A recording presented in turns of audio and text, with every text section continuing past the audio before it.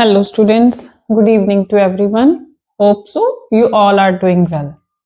So let's अपनी शुरू करते हैं आज की क्लास। आज है हमारे पास 21 ऑफ नवंबर 2024 एंड हम कर रहे थे chapter 7 motion of the 9th standard. तो इस चैप्टर के जो लास्ट वाले एक्सरसाइज के क्वेश्चंस थे हम वो क्वेश्चंस कर रहे थे, जिसमें कि हमने 4 क्वेश्चंस जो हैं वो पहले कवर कर लिए हैं। अब आते हैं क्वेश्चन नंबर 5 पर। ठीक है। Now what the question number 5 says, a driver of a car traveling at 52 km per hour applies the brakes. एक ड्राइवर है जिसकी कार जो है वो चल रही है कितनी स्पीड पर, 52 किलोमीटर पर आवर की स्पीड पर, अप्लाइज द ब्रेक्स। फिर वो क्या करता है, ब्रेक्स अप्लाई करता है। ब्रेक्स लगाने से क्या होगा, उसकी स्पीड कम होगी and accelerates uniformly in the opposite direction। कि opposite direction में accelerate होना शुरू हो जाती है।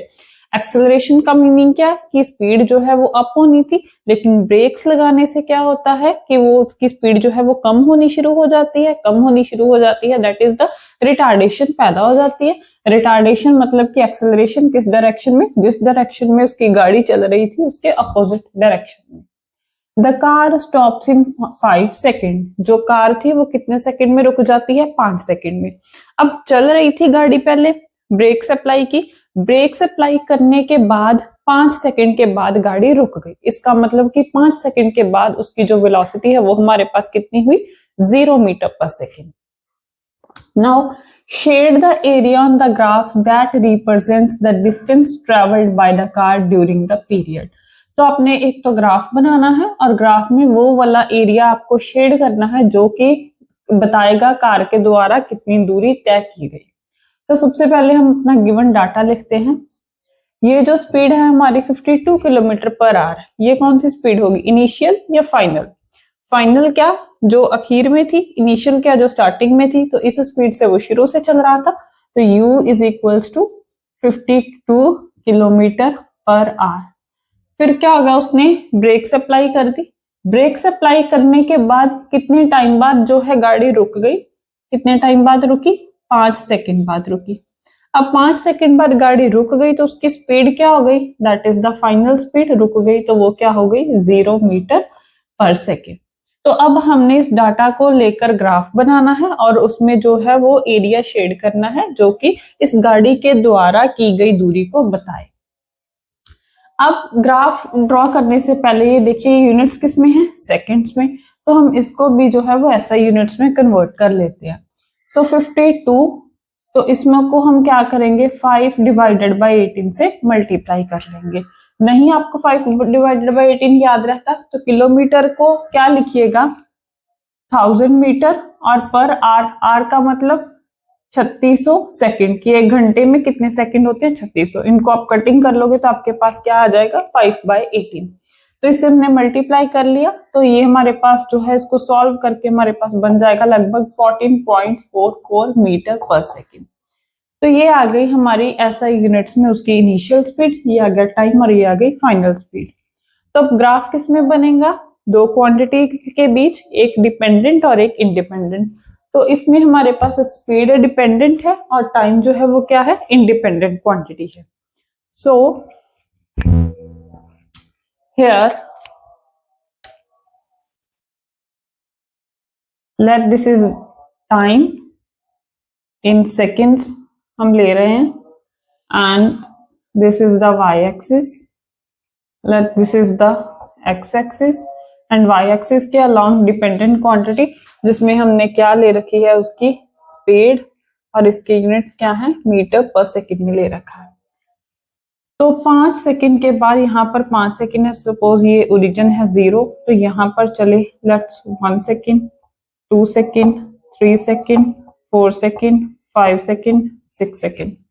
तो अगर आप जब आप इसको ग्राफ पर बनाओगे, ग्राफ पेपर पर जो बॉक्सेस होते हैं उसके हिसाब से भी आप कर सकते हो कि एक जो है बड़ा बॉक्स जिसमें 10 छोटे बॉक्स होते हैं वो हमारे पास 1 सेकंड हो गया, देन 2 सेकंड हो गया। अब ये है हमारे पास 14.44 मीटर पर सेकंड। तो इसको हम ले लेते हैं, लेट्स सपोज कि ये है हमारे पास 5 मीटर पर सेकंड, मतलब 5 यूनिट। ये है हमारे पास 10 और ये है हमारे पास 15। तो जब टाइम था, जब उसने स्टार्ट की यानी कि टाइम कितना था 0 जब देखना स्टार्ट किया, तो उसकी स्पीड कितनी थी 14.44 मीटर पर सेकेंड, यानी कि टाइम 0 पर स्पीड कितनी है 14.4, यानी कि 15 से थोड़ा कम 14.4। यहाँ पर जो है वो हमारा पॉइंट आएगा u का। ठीक है, ये आ गई हमारी इनिशियल स्पीड u। ठीक है, अब t कितना 5 सेकेंड, 1 2 3 4 5 सेकेंड, जब उसको 5 सेकेंड कंप्लीट हुए तो वेलोसिटी कितनी हो गई 0। तो जब 5 सेकेंड कंप्लीट हुए तो वेलोसिटी 0, वेलोसिटी कहां पर है, ये 0 हो रही और ये रहा 5 सेकेंड, यानी कि ये हमारे पास बन गया सेकेंड पॉइंट, ये हमारे पास बन गया फर्स्ट पॉइंट ए एंड ये बन गया सेकेंड पॉइंट बी। अब ग्राफ बनाना है, इन दोनों पॉइंट्स को हम क्या कर लेते हैं, ज्वाइन कर लेते हैं, it will give a straight line to us. तो ये हमारे पास आ गई स्ट्रेट लाइन। तो उसने क्या बोला है, shade the area on the graph, तो ग्राफ के अंदर जितना भी एरिया है वो आपको शेड करना है। तो कौन सा एरिया बनेगा, ए बी के बीच बीच, जो एक्स एक्सिस के तरफ और वाई एक्सिस के बीच, दैट इज ये जो ट्रायंगल का एरिया है ये हमारा आएगा रिक्वायर्ड आंसर। ठीक है, ये वाला एरिया आएगा हमारा required answer, yes this one. ठीक है, ये हो गया हमारा first question. Next is which part of the graph represents uniform motion of the car, कि इस ग्राफ के अंदर कौन सा ऐसा हिस्सा है जो कि दिखाता है uniform motion of the car. Uniform motion का क्या मतलब है कि उसकी जो है, जो भी हम अगर स्पीड देख रहे हैं या एक्सेलरेशन देख रहे हैं तो वो टाइम के हिसाब से चेंज नहीं हो रही। अब इसमें जो है वो स्पीड जो है, स्टार्टिंग स्पीड क्या थी 14.44, एंडिंग स्पीड क्या है 0, इसका मतलब कि उसकी स्पीड जो है वो कम हो रही है। लेकिन स्पीड उसकी कम कैसे हो रही है, बिकॉज ब्रेक अप्लाई की गई थी जिसकी वजह से उसके पास कुछ ना कुछ नेगेटिव एक्सेलरेशन आई थी। अब ये जो ग्राफ है ए टू बी ग्राफ, इस लाइन की जो हमारे पास स्लोप आएगी वो क्या बताएगी हमको, एक्सेलरेशन। हमको सिर्फ इतना बताना है कि ग्राफ का कौन सा हिस्सा यूनिफॉर्म मोशन को रिप्रेजेंट कर रहा है। तो ये जो ग्राफ है हमारे पास ए बी लाइन आ रही है, ये जो लाइन ए बी आ रही है ये हमारे पास बता रही है uniform retardation motion.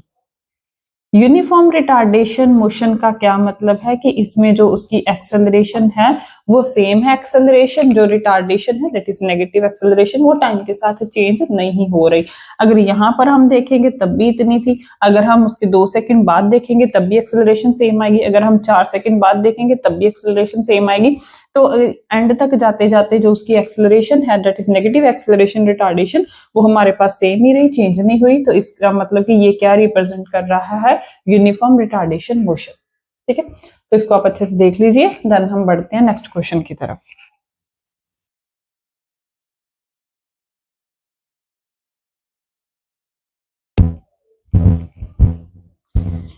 Yes students, तो ये है हमारा next question. Following figure shows the distance time graph of 3 objects A B and C. तो ये जो हमारी डायग्राम है ये ए बी एंड सी, तीन जो हमारे ऑब्जेक्ट्स हैं उनके बीच डिस्टेंस टाइम ग्राफ हमको शो कर रही है। ये जो y एक्सिस के अलॉन्ग है ये डिस्टेंस है एंड जो x एक्सिस के अलॉन्ग है वो क्या है, टाइम। डिस्टेंस किलोमीटर में दे रखा है एंड टाइम आर में दे रखा है। स्टडी द ग्राफ इज, तो इन तीनों में से कौन सा जो है वो सबसे ज्यादा फास्ट ट्रेवल कर रहा है, ए बी और सी।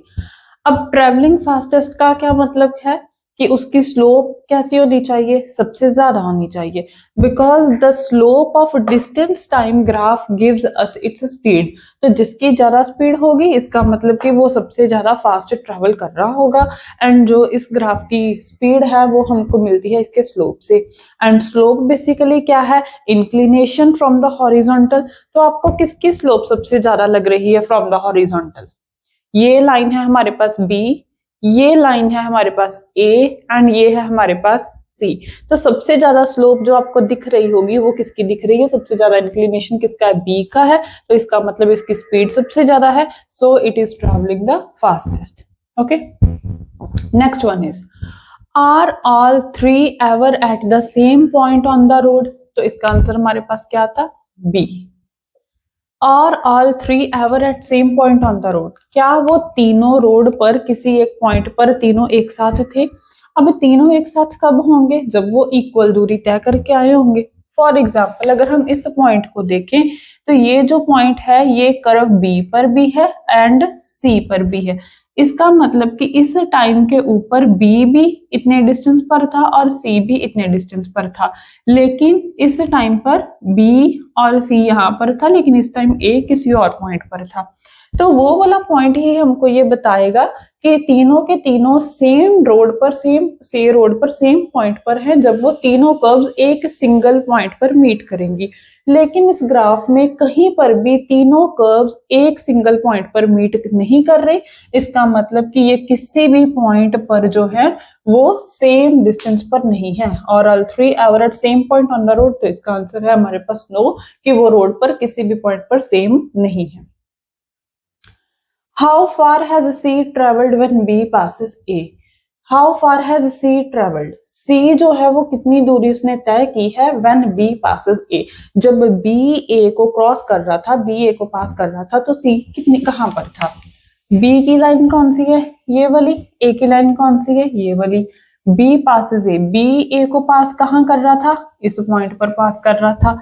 तो उस टाइम पर C कहां पर था? उस टाइम पर सी की तरफ देखें, उस टाइम पर सी था यहाँ पर। इसका मतलब कि सी का अगर देखें तो हमारे पास क्या आएगा? 4 एंड 8 के बीचों बीच आएगा, that is it is less than 8 kilometre आएगा, और मोर देन 4 किलोमीटर आएगा। 4 और 8 के बीचों बीच था जी। Next is how far has B travelled by the time it passes C. अब जब बी सी को पास आउट कर रही है तब वो कहां पर थी? How far has B travelled, ये कब किसकी है? बी की। By the time it passes C, ये कब है? बी की, और ये कर्व है सी की।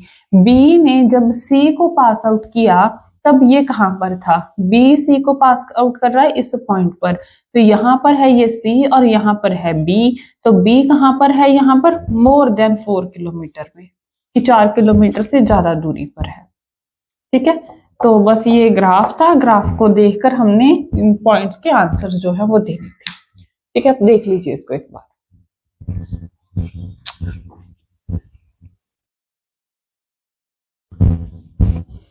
यस स्टूडेंट्स, ये है हमारा next question, question number 7। A ball is gently dropped from a height of 20 metre. Gently dropped मतलब कि बस हल्के से ऐसे फेंक दी। ड्रॉप्ड मतलब उसकी इनिशियल वेलोसिटी क्या थी? 0, कि किसी पर्टिकुलर वेलोसिटी से नहीं फेंकी, इनिशियल वेलोसिटी 0 है, और कितनी हाइट से फेंक दी? 20 मीटर हाइट से। If its velocity increases uniformly at the rate of 10 metre पर सेकेंड स्क्वायर। जब हम स्टार्टिंग से ड्रॉप की तो वेलोसिटी क्या थी? 0, लेकिन जैसे ही छोड़ी उसकी जो वेलोसिटी थी वो इंक्रीज होने लग गई। किस रेट से इंक्रीज होने लग गई? 10 मीटर पर सेकेंड स्क्वायर से इंक्रीज होने लग गई। इसका मतलब कि ये क्या है? Acceleration. With what velocity will it strike the ground. तो जब वो ग्राउंड से आकर टकराएगी, 20 मीटर की दूरी कवर कर लेगी, उसके बाद जब वो ग्राउंड से टकराएगी तो उसकी फाइनल वेलोसिटी कितनी होगी? एक तो ये फाइंड आउट करना है। दूसरा, after what time will it strike the ground. तो जब हमने ड्रॉप की बॉल, उसके कितने टाइम बाद वो ग्राउंड से जाकर टकराएगी। ठीक, तो चलिए पहले जो डाटा गिवन है, अ ball is gently dropped. Gently dropped मतलब इनिशियल वेलोसिटी इज 0 मीटर पर सेकेंड। कितनी दूरी से फेंकी गई? 20 मीटर दूरी से फेंकी गई। वेलोसिटी इंक्रीज होने लगी, कौन से रेट से? एक्सेलरेशन इज 10 मीटर पर सेकेंड स्क्वायर के रेट से। कितनी वेलोसिटी के साथ वो ग्राउंड को टकराएगी? दैट इज क्या फाइंड आउट करना है? Final velocity.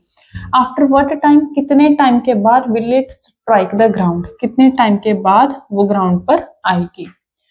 तो u गिवन है, s मतलब कि हाइट गिवन है, एक्सेलरेशन गिवन है, फाइंड आउट क्या करना है? v। तो इन तीनों को यूज करके v फाइंड आउट करना है, तो कौन सी इक्वेशन ऑफ मोशन का हम यूज करेंगे? Using third equation of motion. So third equation of motion से that v square minus u square is equals to 2as। v is find करना है, u की वैल्यू 0 है, 2a की वैल्यू 10 है, एंड s इज, इसकी value कितनी है? 20। So v square is equal to 2 2 4 400, and v की वैल्यू हमारे पास आ गई under root 400, that is v की वैल्यू आई 20 मीटर पर सेकेंड। ठीक, तो इतनी वेलोसिटी से वो ग्राउंड को टकराएगा बॉल। नेक्स्ट इज कितने टाइम बाद वो ग्राउंड को टकराएगा। अब हमने टी भी फाइंड आउट करनी है, वी भी है हमारे पास, यू भी है, ए भी है, टी फाइंड आउट करनी है, एस भी है। तो आप चाहे इक्वेशन सेकंड का यूज कीजिए, चाहे फर्स्ट इक्वेशन ऑफ मोशन का यूज कीजिए, आंसर आपका दोनों से आ जाएगा। सो हम फर्स्ट से करते हैं, v is equal to u plus a t. v की वैल्यू क्या है 20, u कितना था 0, acceleration 10 and t find out करना है। 0 हट गया, मतलब 20 इज इक्वल टू 10t, 10 इधर क्या हो रहा है t से मल्टीप्लाई, इधर आकर क्या हो जाएगा divide, and t is equal to 2 second. This is the answer कि 2 सेकेंड बाद जो है वो बॉल ग्राउंड से टकरा जाएगी। ठीक है, तो आज के लिए इतना ही। इतना अच्छे से आप रिवाइज कीजिए एंड अपना अच्छे से खूब मेहनत करके पढ़ते रहिए। Okay, bye.